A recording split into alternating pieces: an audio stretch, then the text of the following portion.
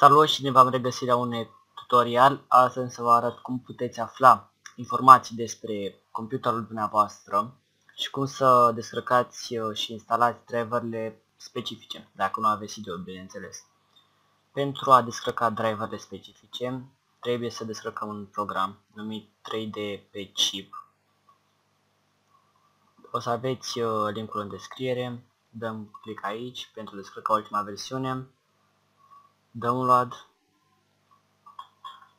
Așteptăm un pic, se descarcă,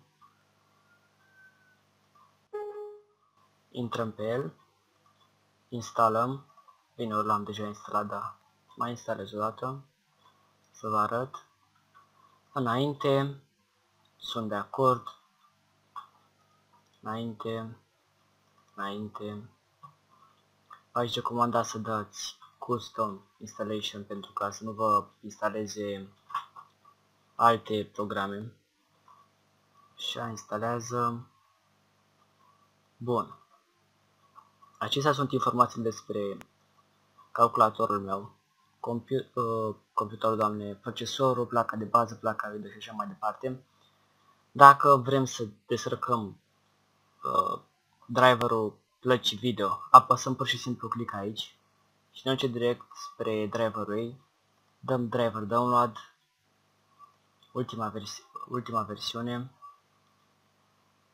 și se descarcă. Așa procedăm pentru fiecare în parte. Placa de rețea, placa audio, bine, am integrată. Programul este foarte mic, ușor de folosit. Aveți aici toate informațiile necesare. Aici îmi spune că mi-a apărut că n-am ultima versiune a driverului. Placa video este la zi. Bun.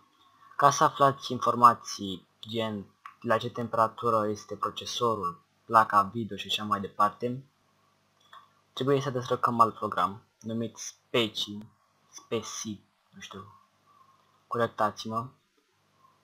Linkul aveți în descriere, dăm free download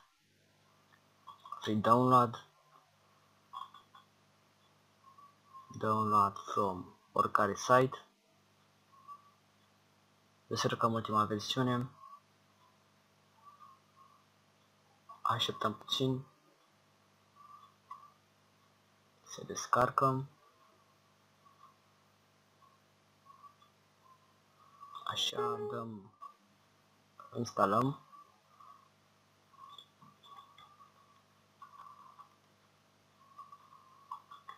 Eu am deja instalat, așa că am să trec direct la treabă, nu o să mai instalez încă o dată.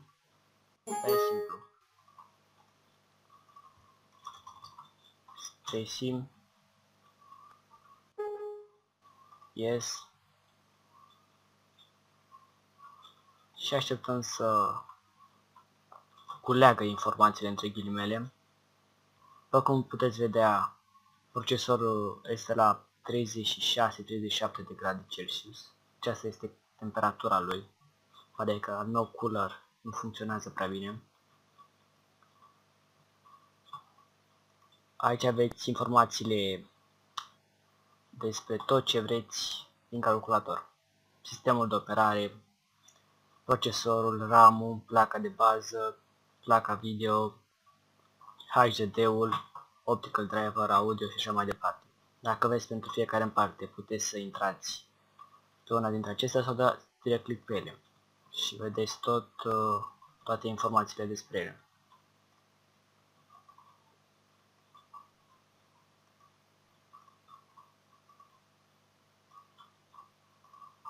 Bun, acesta a fost tutorialul de azi, este cam scurt, dar am să mai postez ceva. Dacă v-a plăcut, nu uitați să dați un like, un share, m-ar ajuta foarte mult.